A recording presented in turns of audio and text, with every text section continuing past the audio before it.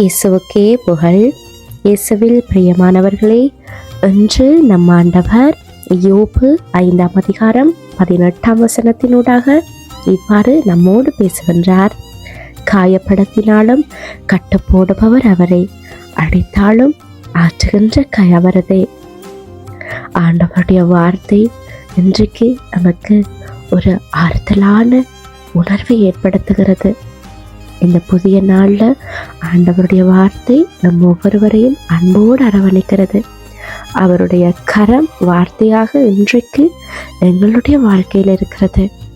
எங்களுடைய பாதை, எங்களுடைய பயணம், எங்களுடைய செயல் அனைத்தும் அவருடைய கட்டுப்பாட்டில் இருக்க வேண்டும். ஆண்டவரும் அதைத்தான் விரும்புகிறார். கடந்த இரவு முழுவதுமாக அவர் ஒவ்வொருவரையும் பாதுகாத்து வழிநடத்தி வந்திருக்கிறார். எல்லா பொல்லாப்புகளில இருந்தும் ஆண்டவர் நம்மோடு இருந்து இந்த புதிய விடியலை காணும்படியாக செய்திருக்கிறார்.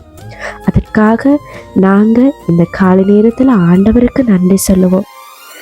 எங்களுடைய வாழ்க்கை எப்போதும் ஒரே மாதிரியாக இருக்காது. சில நாட்கள்ல சந்தோஷம் இருக்கும், சில நேரங்கள்ல கண்ணீரும் வேதனையும் நிறைந்திருக்கும். பல நேரங்கள்ல நாங்கள் எதிர்பார்க்காத காயங்கள் எங்கள் ஒவ்வொருவரையும் வாட்டி வதைக்கும்.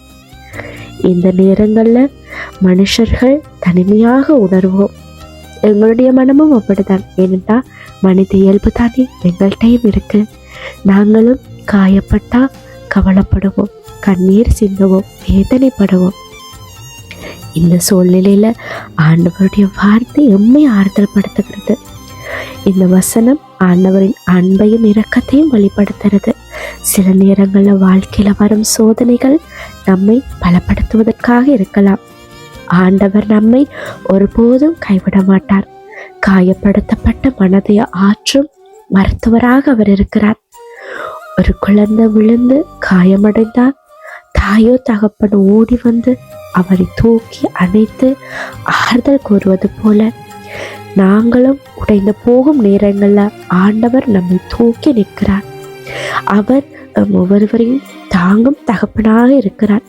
மனுஷர்கள் மறந்தாலும் ஆண்டவர் ஒருபோதும் மறப்பது கிடையாது. உலகம் கைவிட்டாலும் ஆண்டவரின் கை எப்போதும் நம்மை பிடித்து கொண்டே இருக்கும். இன்றைக்கு எந்த வேதனையில இருந்தாலும் அதை குறித்து கவலைப்படாதீங்க.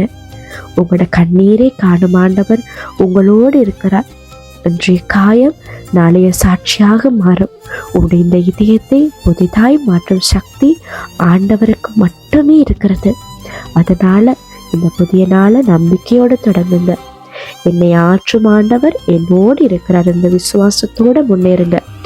ஆண்டவர் உங்களிலும் வாழ்க்கையிலும் புதிய சமாதானத்தையும் சந்தோஷத்தையும் கொடுப்பார். ஆமேன்.